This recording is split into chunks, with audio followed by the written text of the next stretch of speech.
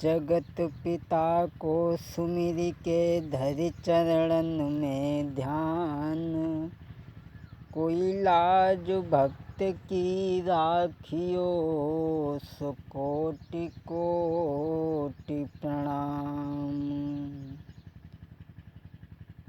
तेरो हीले नाम में गाथा रे सुनाई। भूलो ज्ञान बताई के प्रभु की जो नाबू सुबार।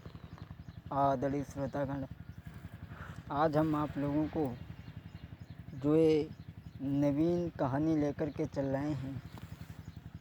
अभी तक आपने हमारे द्वारा कही हुई कथा प्रसंगों को सुना और भजनों, कथा, होलियाँ तथा बहुत चीज़ों को सुना है आपने हमारे द्वारा। आज हम आपको भगवान विष्णु के 10 अवतार हुए हैं, लेकिन उनमें से जो कूर्मी अवतार, कछुआ अवतार हुआ था, वो कहानी छोटी सी हम आपको सुनाने के लिए चल रहे हैं।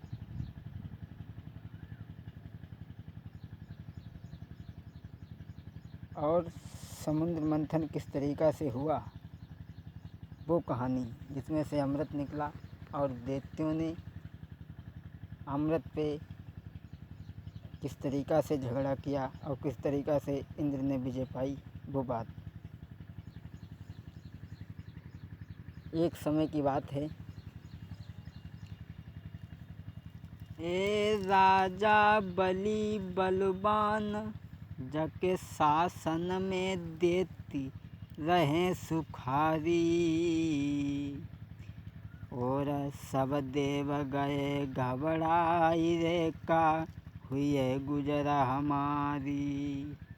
राजा बलि बलवान, देती सब सुखारी, सुनो मेरे भाई।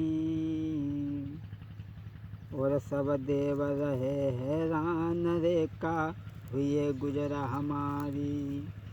और तब ही सबई देव एक साथ चले भाई। और विष्णु के गए पास वैकुंठ में आई। तब विष्णु के गए पास वैकुंठ में आई।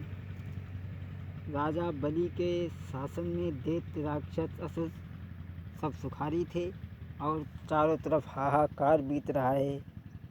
और इंद्र, दुर्वासा ऋषि के श्राप से शक्ति क्षीण हो चुकी थी इंद्र की। देवता सभी बड़े परेशान, लेकिन इसका निवारण केवल भगवान विष्णु के पास था। तो सभी देवता भगवान विष्णु के पास में पहुँचे और बोले, प्रभु, हाथ जोड़ करके विनती की, प्रार्थना की। तो भगवान ने कहा, हे देवताओं, इस समय तुम्हारी संकट की घड़ी है और तुम धीरज से काम लो। और तुम लोग, क्योंकि उनकी उन्नति है इस समय और तुम्हारी उन्नति नहीं है, तुम ऐसा करो, राक्षसों से मित्रता करो और वो जो कहें सो करो। और समुद्र का मंथन करवाओ, जिससे अमृत निकले, उसे तुम पियो। और पी करके जब तुम अमर हो जाओगे तो राक्षसों से जब ही तुम विजय पाओगे। देवता सभी बात मान करके मृत्यु लोक में लौट करके आते हैं। देवताओं के राजा इंद्र ने जाकर के राजा बलि से कहा इस बारे में, मंथन के बारे में, तो वो राजी हो गया। और उसी समय समुद्र मंथन की तैयारियां होने लगी। अरे जब भई मित्रता दोनों में, और भय दोनों जब राजी है, झट नाही देर लगाई है। समुद्र मंथन की करी तैयारी है, झट और रहे आगे विनय बताई है। और जो कछु सुनो मैंने कानों से रहे। जब मान गए राजा बलि इंद्र की बात को, तो समुद्र मंथन करने के लिए तैयार भय। त्रिपुरांचल पर्वत को मथनी बनाया और बासुकीनाथ को उसमें लपेटा। वो क्या कहते हैं, रस्सी के रूप में लपेटते हैं, मथनी को फेरते हैं जब। तो मुंह की तरफ देवता हैं, पूंछ की तरफ दैत्य हैं। और भगवान ने कूर्मी अवतार यानी कछुए का रूप बनाया और रूप बना करके उस पर्वत के नीचे आ गए, जो 1,00,000 योजन चौड़ी पीठ है। उसी पर समुद्र मंथन जब शुरू हुआ तो एक तरफ देवता हैं, एक तरफ राक्षस हैं। देवता मुंह की तरफ हैं बासुकीनाथ की, और पूंछ की तरफ राक्षस हैं। इसमें मंद बुद्धि वाले राक्षस सोचने लगे, मुंह की तरफ देवता हैं, इसका मतलब कोई ना कोई लोभ जरूर है। तो राक्षस बोले, हम देवताओं से शक्ति में कोई कम थोड़ी हैं, हम मुंह की ओर लेंगे स्थान। बोले ठीक है। वो मुंह की तरफ आ गए तो समुद्र मंथन होने लगा। लेकिन बासुकीनाथ को जो उसमें लपेटा था, भगवान ने अपनी कृपा से उनकी निंद्रा जो थी और बढ़ा दी थी और उनके कष्टों को हर लिया था।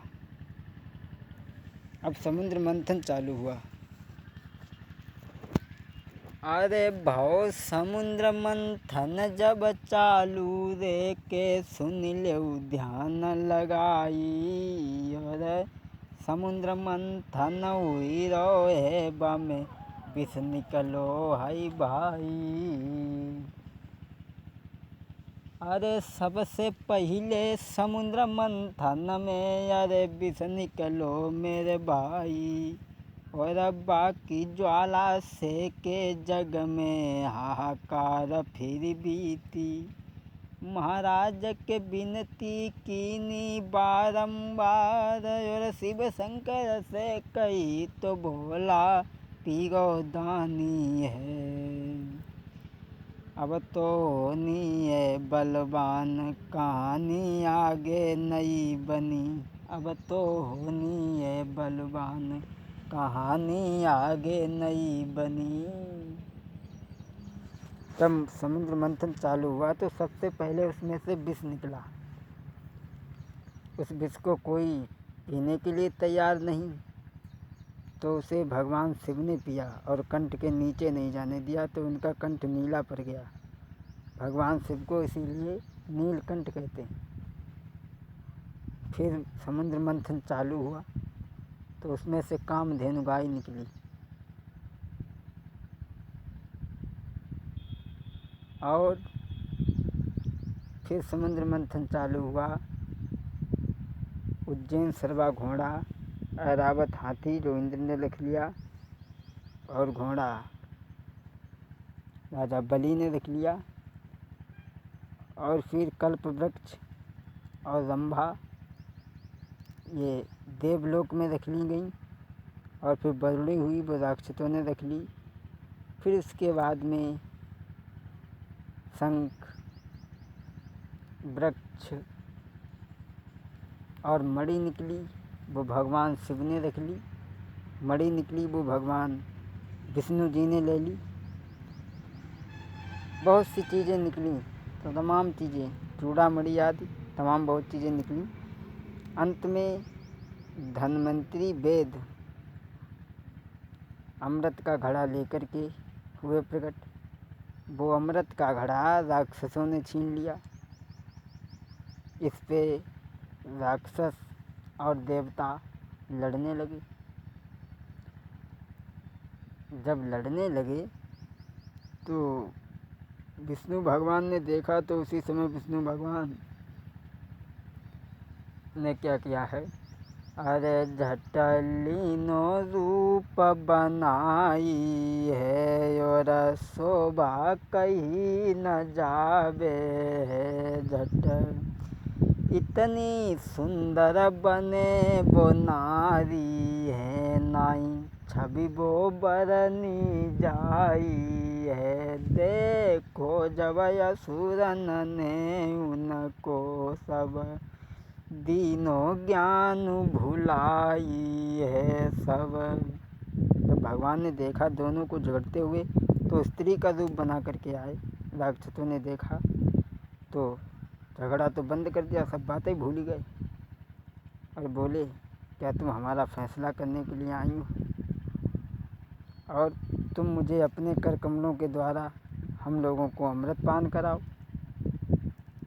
तो भगवान विष्णु स्त्री के रूप में बोले कि तुम दोनों ऋषि कश्यप के पुत्र होकर के भाई भाई हो और तुम आपस में क्यों लड़ रहे हो। तो राक्षसों ने कहा ठीक है, तुम जो कहोगी मैं वही करूँगा, तुम अमृत बांट दो।